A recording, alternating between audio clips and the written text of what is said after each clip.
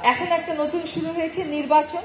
নির্বাচনের জন্য ম্যাডাম এটা হবে না, এটা কিন্তু কোনো কথা না। নির্বাচনের জন্য আমরা প্রাত্যহিক দৈনন্দিন সব কাজ করছি না, তাহলে এইটাকেও আমাদেরকে আসলে তদারকিটা করতে হবে। এইটা যে কাজটা আমরা করছি এটা আসলে আমাদের আসছে হচ্ছে জলবায়ু পরিবর্তন ট্রাস্ট ফান্ড থেকে। এই জলবায়ু পরিবর্তনের ট্রাস্ট ফান্ড কোথা থেকে আসে? এই ট্রাস্ট ফান্ডটা আসে জনগণের করের টাকা যেটা সরকার পায়, সেখান থেকে সরকার প্রতি বছর 100 কোটি করে টাকা দেয়। ফলে এটার উদ্বোধন কোনো ব্যক্তির কৃতিত্বের মধ্যে পড়ে না, কোনো প্রতিষ্ঠানের কৃতিত্বের মধ্যে পড়ে না। এটার উদ্বোধন, এটার কৃতিত্বটা পুরোপুরি হচ্ছে জনগণের উপরে যায়। ফলে আপনারা নিজেদের পুকুর, সরকার উদ্যোগ নিয়ে, কাউকে না কাউকে তো উদ্যোগ নিতে হবে, সরকার নেতৃত্ব নিয়ে উদ্যোগ নিয়ে কাজটা শুরু করছে। আপনারা দেখবেন যেন কাজটা সফলভাবে করা হয় এবং এই পুকুরটা যেন সবসময় মেনটেন থাকে। আপনারা ওখানে আবর্জনা ফেলবেন না। এই যে মৎস্যজীবী সম্প্রদায়ের যিনি প্রতিনিধি বলছেন, উনি কিন্তু একটা কথা বলেছেন যে ওনারা এখানে আবর্জনা রাখবার জন্য আলাদা করে ব্যবস্থা করেছে। তো আমি আশা করি আমাদের প্রকল্পেও এই বিধানটা আছে। পুকুর নোংরা হবে না যদি আপনি এটাকে নোংরা না করেন, কিন্তু এটা যেন নোংরা না হয়। যদি এটা আশেপাশে কোনো গাছ লাগাতে হয়, আমাদের প্রকল্পেও বিধান আছে। আপনারাও যদি মনে করেন আপনারা পার্টিসিপেট করবেন, এগিয়ে আসবেন। আমাকে প্রায়ই প্রশ্ন করেন যে পলিথিন শপিং ব্যাগ বন্ধে আপনি যে অভিযান শুরু করেছিলেন এটা কি সফল না ব্যর্থ বলেন। যেন আমি ব্যর্থ হলে অন্যরা জিতে যাবে, সেটার কিন্তু কোনো সুযোগ নাই। যদি পলিথিন শপিং ব্যাগ বন্ধ করতে আমরা ব্যর্থ হই, আপনার জিতে যাওয়ার কোনো সুযোগ আছে? এই পলিথিন শপিং ব্যাগ 100 বছরেও আমাদের পরিবেশ থেকে যাবে না। এগুলো ভেঙে ভেঙে মাইক্রোপ্লাস্টিক হয়ে আপনার আমার শরীরে আসবে। এখন মায়ের দুধের মধ্যে মাইক্রোপ্লাস্টিক, প্লাসেন্টার মধ্যে মাইক্রোপ্লাস্টিক, যকৃতে মাইক্রোপ্লাস্টিক, ফুসফুসে মাইক্রোপ্লাস্টিক, ব্রেনে মাইক্রোপ্লাস্টিক, রক্তে মাইক্রোপ্লাস্টিক, আমাদের মাছের মধ্যে রক্তপ্লাস্টিক। ধরেন আমরা যেভাবে কাজটা করে যাচ্ছি, অভিযান চালিয়ে যাচ্ছি, আমাদের প্রথম সফলতা হলো সুপার শপগুলো এখন আর পলিথিন শপিং ব্যাগ দেয় না।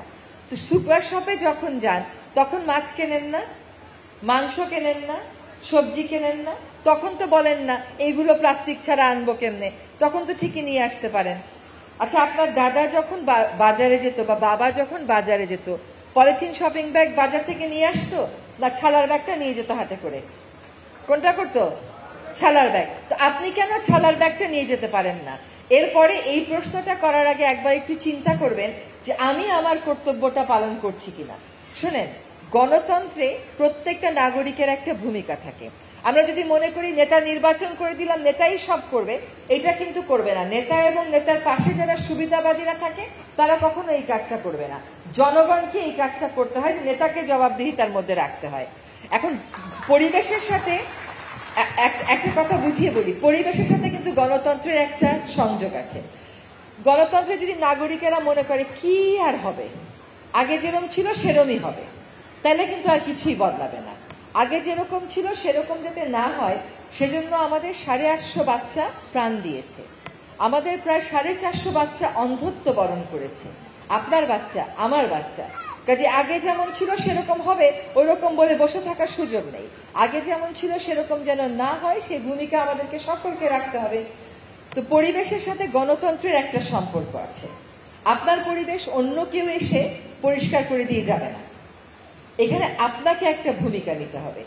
দেখেন, বাংলাদেশে যত সফল পরিবেশ আন্দোলন হয়েছে, সব সফল পরিবেশ আন্দোলন বড়গুলো, সেগুলো কিন্তু মানুষের আন্দোলনে হয়েছে। যেমন উন্মুক্ত পদ্ধতিতে কয়লা তোলা যাবে না, ফুলবাড়ির মানুষ সেখানে দাঁড়িয়ে গেছে, সেই আন্দোলন সফল হয়েছে। আড়িয়াল বিলে বিমানবন্দর স্থাপন করা যাবে না, এলাকার মানুষ দাঁড়িয়ে গেছে, সেই আন্দোলন সফল হয়েছে। আপনি সাদা পাথর নিয়ে দেখেন, এই সাদা পাথর নিয়ে আমরাই মামলা করেছি। মামলা করে প্রায় 4 বছর বন্ধ রেখেছিলাম পাথর উত্তোলন। শুধুমাত্র মামলার আদেশ নিয়ে, রায় নিয়ে পাথর উত্তোলন বন্ধ করা যায়নি। এই জন্য দফায় দফায় সরকারের সাথে বসতে হয়েছে, চিঠি লিখতে হয়েছে।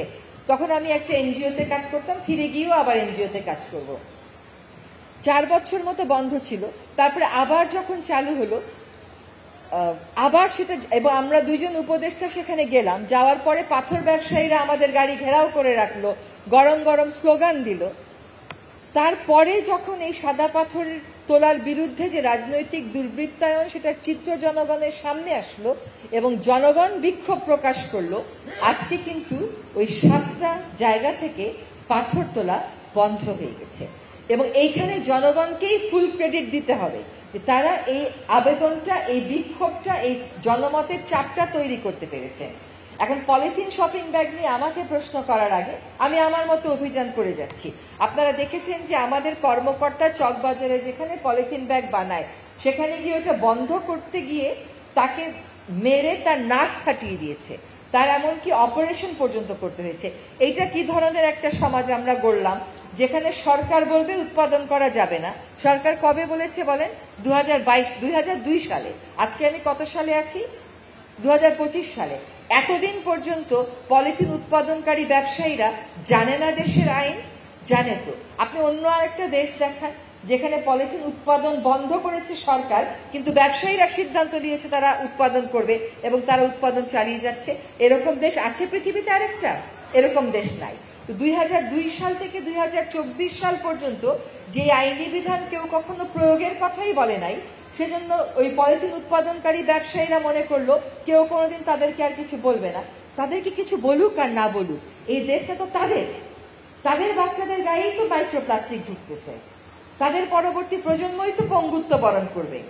তো সেইখানে কেন একজন সরকারি কর্মকর্তার নাক ফাটিয়ে দেওয়া হয়?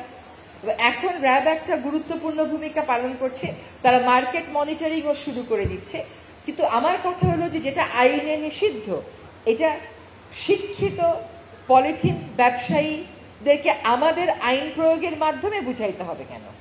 তাদের তো নিজেদেরই এখানে এগিয়ে আসা উচিত ছিল।